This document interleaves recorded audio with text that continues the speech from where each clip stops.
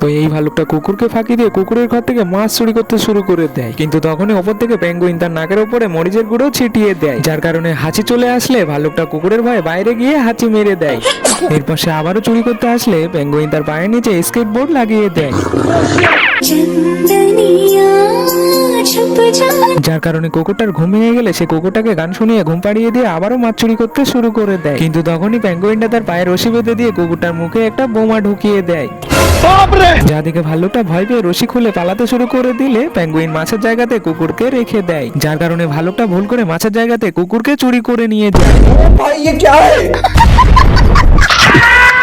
যার কারণে ভাল্লুকটা আবারও গান শুনিয়ে কুকুরকে ঘুম পাড়িয়ে দিয়ে আবারও চুরি করতে চলে যায়। কিন্তু তখনই পেঙ্গুইন কুকুরকে ঘুম থেকে জাগানোর জন্য তার মাথার উপরে একটা লোহা ফেলতে শুরু করে, এজন্য ভাল্লুকটা নিজের মাথা দিয়ে কুকুরটাকে বাঁচিয়ে নেয়, যার কারণে পেঙ্গুইনটা হার মেনে নিয়ে বড় একটা বস্তায় করে ভাল্লুককে কিছু একটা দিয়ে দেয়, যার কারণে ভাল্লুক সেগুলাকে মাছ মনে করে অনেক দূরে একটা দ্বীপে নিয়ে যখনই সেই বস্তাটাকে খুলে দেয়,